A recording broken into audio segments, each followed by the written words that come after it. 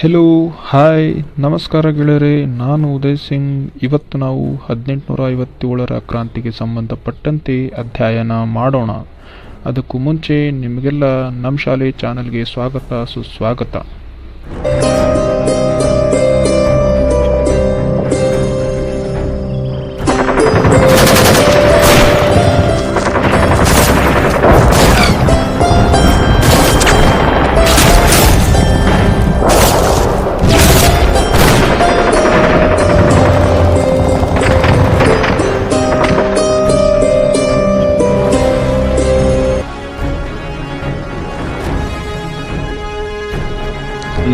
1857ರಲ್ಲಿ ಒಂದು ದಂಗೆ ಯಾಕಾಯಿತು?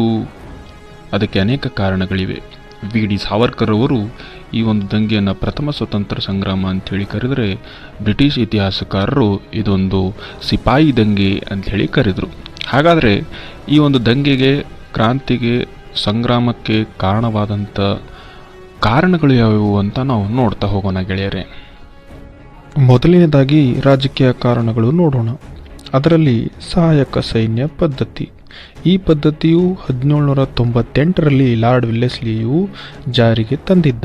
ಈ ಪದ್ಧತಿ ಅನ್ವಯ ದೇಶೀಯ ರಾಜರುಗಳು ತಮ್ಮ ಆಸ್ಥಾನದಲ್ಲಿ ಬ್ರಿಟಿಷ್ ಸೈನ್ಯ ತುಕಡಿಯೊಂದನ್ನು ಇಟ್ಟುಕೊಳ್ಳಬೇಕಾಗಿತ್ತು ಮತ್ತು ಅದರ ಖರ್ಚು, ವೆಚ್ಚ, ವೇತನ ಎಲ್ಲವನ್ನು ಕೂಡ ನೋಡಿಕೊಳ್ಳಬೇಕಾಗಿತ್ತು. ಅದಲ್ಲದೆ ತಮ್ಮ ಆಸ್ಥಾನದಲ್ಲಿ ಬ್ರಿಟಿಷ್ ರೆಸಿಡೆಂಟ್ಸನ್ನು ಒಬ್ಬನನ್ನು ನೇಮಿಸಬೇಕಿತ್ತು. ಯುದ್ಧಗಳಾಗಲಿ ಸಂಧಾನಗಳಾಗಲಿ ರಾಜರುಗಳು ಯಾವುದೇ ಕಾರ್ಯಗಳನ್ನು ಮಾಡಬೇಕಾದಲ್ಲಿ ಬ್ರಿಟಿಷರ ಗವರ್ನರ್ ಜನರಲ್ನ ಅನುಮತಿ ಪಡೆದೇ ಮಾಡಬೇಕಾಗಿತ್ತು. ಹೀಗಾಗಿ ರಾಜರುಗಳು ತಮ್ಮ ಸ್ವತಂತ್ರತೆಯನ್ನು ಕಳೆದುಕೊಂಡಂತೆ ಭಾವಿಸಿದರು. ಹಾಗಾಗಿ ಈ ಒಂದು ಕ್ರಾಂತಿಗೆ ಮುಂದಾದರು ಅಂತ ನಾವು ಹೇಳ್ಬೋದು ಗೆಳೆಯರೆ. ಇನ್ನೊಂದು ಕಾರಣ ಅಂದರೆ ದತ್ತು ಮಕ್ಕಳಿಗೆ ಹಕ್ಕಿಲ್ಲ ಅನ್ನುವ ಪದ್ಧತಿ. ಯಾವ ರಾಜರಿಗೆ ಗಂಡು ಸಂತಾನವಿಲ್ಲವೋ ಆ ರಾಜರು ಗಂಡು ಮಗುವನ್ನು ದತ್ತು ಪಡೆಯುವಂತೆ ಈ ಪದ್ಧತಿ ಅನ್ವಯ ಇರಲಿಲ್ಲ ಮತ್ತು ತಮ್ಮ ಉತ್ತರಾಧಿಕಾರಿಯಾಗಿ ದತ್ತು ಪಡೆದಂಥ ಗಂಡು ಮಗುವಿಗೆ ಘೋಷಿಸುವಂತೆ ಇರಲಿಲ್ಲ. ಡಾಲ್ಹೌಸಿಯು ಈ ನೀತಿಯ ಅನ್ವಯ ಗಂಡು ಸಂತಾನವಿಲ್ಲದೆ ಮಡಿದ ರಾಜರುಗಳ ಅನೇಕ ಸಂಸ್ಥಾನಗಳನ್ನು ಕಂಪನಿಗೆ ಸೇರಿಸಿದನು. ಈ ರೀತಿಯ ಅವರ ನೀತಿಯಿಂದ ಭಾರತೀಯರು ಸಿಟ್ಟಿಗೆದ್ದರು ಮತ್ತು ಈ ಒಂದು ಕ್ರಾಂತಿಗೆ ಮುಂದಾದರು ಅಂಥೇಳಿ ನಾವು ಹೇಳಬಹುದು ಗೆಳೆಯರೇ. ಇನ್ನೊಂದು ಕಾರಣ ಬಿರುದುಗಳ ರದ್ದತಿ ಮತ್ತು ವಿಶ್ರಾಂತಿ ವೇತನದ ರದ್ದತಿ. ರಾಜರುಗಳಿಗೆ ಇದ್ದಂಥ ವಿಶೇಷ ಬಿರುದುಗಳನ್ನು ಕಂಪನಿಯು ರದ್ದುಪಡಿಸಿತ್ತು. ಅದಲ್ಲದೆ ಬ್ರಿಟಿಷ್ ಆಕ್ರಮಿತ ಪ್ರದೇಶಗಳ ರಾಜರುಗಳಿಗೆ ವಿಶೇಷ ರೂಪದಲ್ಲಿ ಭತ್ಯೆ ಅಥವಾ ವಿಶ್ರಾಂತಿ ಭತ್ಯೆಯನ್ನು ನೀಡಲಾಗುತ್ತಿತ್ತು. ಅದನ್ನು ಸಹ ಬ್ರಿಟಿಷರು ರದ್ದು ಮಾಡಿದ್ದರಿಂದ ಆ ಒಂದು ಪ್ರದೇಶಗಳ ರಾಜರುಗಳು ಸಿಟ್ಟಿಗೆದ್ದರು ಮತ್ತು ಈ ಒಂದು ಕ್ರಾಂತಿಗೆ ನಾಂದಿ ಹಾಡಿದರು ಅಂತ ನಾವು ಹೇಳಬಹುದು ಗೆಳೆಯರೇ. ಮುಂದೆ ಸಾಮಾಜಿಕ ಧಾರ್ಮಿಕ ಕಾರಣಗಳು. ಇದರಲ್ಲಿ ಸತಿ ಪದ್ಧತಿಯ ನಿಷೇಧ. ರಾಜಾರಾಮ್ ಮೋಹನ್ ರಾಯರ ಹೋರಾಟದ ಫಲವಾಗಿ ಬ್ರಿಟಿಷರು ಸತಿ ಪದ್ಧತಿಯ ಮೇಲೆ ನಿಷೇಧವನ್ನು ಹೇರಿದರು. ಸತಿ ಪದ್ಧತಿ ಅಂದರೆ ಗಂಡ ತೀರಿಕೊಂಡ ನಂತರ ಹೆಂಡತಿಯು ಕೂಡ ಅವನದೇ ಆದ ಚಿತೆಯಲ್ಲಿ ಜಿಗಿದು ತನ್ನ ಪ್ರಾಣವನ್ನು ಕೂಡ ತ್ಯಾಗ ಮಾಡಬೇಕಿತ್ತು ಮತ್ತು ಇದು ಅಮಾನವೀಯ ರೂಪವನ್ನು ತಾಳುವಂತಿತ್ತು. ಹಾಗಾಗಿ ಬ್ರಿಟಿಷರು ಈ ಒಂದು ಪದ್ಧತಿಯನ್ನು ನಿಷೇಧ ಹೇರಿದರು. ಆದರೆ ಭಾರತೀಯರಿಗೆ ಇದು ಸರಿ ಅನಿಸಲಿಲ್ಲ. ಭಾರತೀಯ ಹಿಂದೂ ಧಾರ್ಮಿಕರು ಬ್ರಿಟಿಷರು ತಮ್ಮ ಧರ್ಮವನ್ನು ಹಾಳು ಮಾಡುತ್ತಿರುವರೆಂದು ಭಾವಿಸಿದರು. ಹಾಗಾಗಿ ಈ ಒಂದು 1857ರ ಕ್ರಾಂತಿಗೆ ಮುಂದಾದರು ಅಂಥೇಳಿ ಹೇಳಬಹುದು. ವಿಧವಾ ಪುನರ್ವಿವಾಹಕ್ಕೆ ಮನ್ನಣೆ. 1856ರಲ್ಲಿ ಬ್ರಿಟಿಷರು ವಿಧವಾ ಪುನರ್ವಿವಾಹ ಕಾನೂನನ್ನು ಜಾರಿಗೆ ತಂದರು. ಇದರಂತೆ ವಿಧವೆಯರು ಮತ್ತೆ ವಿವಾಹವಾಗಲು ಕಾನೂನುಬದ್ಧ ಅವಕಾಶ ಸಿಕ್ಕಿದಂತೆ ಆಗಿತ್ತು. ಆದರೆ ಸಂಪ್ರದಾಯವಾದಿಗಳು ಇದನ್ನು ವಿರೋಧಿಸಿದರು. ಇದು ಕೂಡ 1857ರ ದಂಗೆಗೆ ಕಾರಣ ಆಯಿತು ಅಂತ ನಾವು ಹೇಳಬಹುದು ಗೆಳೆಯರೇ. ಕ್ರಿಶ್ಚಿಯನ್ ಧರ್ಮಕ್ಕೆ ಮತಾಂತರ. ಬ್ರಿಟಿಷರು ಹಣದ ಆಮಿಷವೊಡ್ಡಿ ಭಾರತೀಯರಿಗೆ ಕ್ರಿಶ್ಚಿಯನ್ ಧರ್ಮಕ್ಕೆ ಮತಾಂತರಿಸಲು ಪ್ರಯತ್ನಿಸುತ್ತಿರುವುದು ಕೂಡ ಒಂದು ಕಾರಣವಾಗಿ 1857ರ ಕ್ರಾಂತಿಗೆ ಕಾರಣವಾಯಿತು ಅಂಥೇಳಿ ನಾವು ಭಾವಿಸಬಹುದಾಗಿದೆ ಗೆಳೆಯರೇ. ಈಗ ಆರ್ಥಿಕ ಕಾರಣಗಳು. ಬ್ರಿಟಿಷರು ಜಾರಿಗೆ ತಂದಂಥ ಖಾಯಂ ಜಮೀನ್ದಾರಿ, ರೈತವಾರಿ, ಮಹಲ್ವಾರಿ ಪದ್ಧತಿಗಳು ರೈತರಿಂದ ಬಹಳಷ್ಟು ಕಂದಾಯವನ್ನು ವಸೂಲು ಮಾಡುತ್ತಿದ್ದವು ಮತ್ತು ರೈತರಿಗೆ ಅನೇಕ ರೀತಿಯಲ್ಲಿ ಶೋಷಣೆ ಮಾಡುತ್ತಿದ್ದವು. ಇದರಿಂದ ಬೇಸತ್ತ ರೈತರು ಬ್ರಿಟಿಷರ ವಿರೋಧಿಗಳಾಗಿದ್ದು ಕೂಡ ಈ ಒಂದು ಕ್ರಾಂತಿಗೆ ಕಾರಣವಾಗಿದೆ. ಇಂಗ್ಲೆಂಡಿನ ಕೈಗಾರೀಕರಣ. ಭಾರತದಿಂದ ಕಚ್ಚಾ ವಸ್ತುಗಳನ್ನು ಇಂಗ್ಲೆಂಡಿಗೆ ಸಾಗಿಸಿ ಅಲ್ಲಿ ಸಿದ್ಧ ವಸ್ತುಗಳಾಗಿ ರೂಪಿಸಿ ಭಾರತಕ್ಕೆ ತಂದು ಕಡಿಮೆ ಬೆಲೆಯಲ್ಲಿ ಬ್ರಿಟಿಷರು ಮಾರತೊಡಗಿದರು.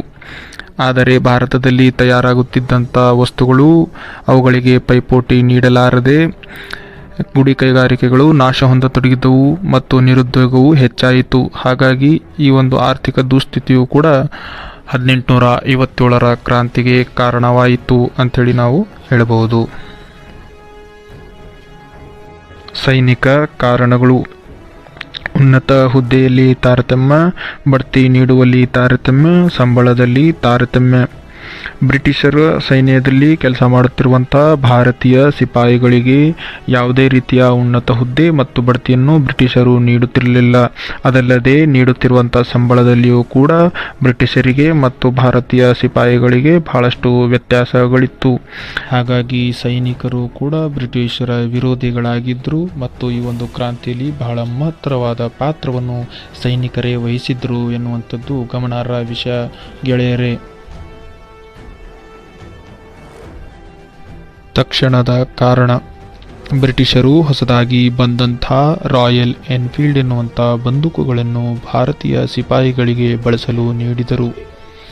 ಆದರೆ ಆ ಬಂದೂಕುಗಳಿಗೆ ಬಳಕೆಯಾಗುವಂಥ ತೋಟಗಳಿಗೆ ಆಕಳು ಮತ್ತು ಹಂದಿಯ ಕೊಬ್ಬನ್ನು ಸವರಿಸಲಾಗಿದೆ ಎಂದು ಭಾರತೀಯರಲ್ಲಿ ಸುದ್ದಿ ಹಬ್ಬಿತು.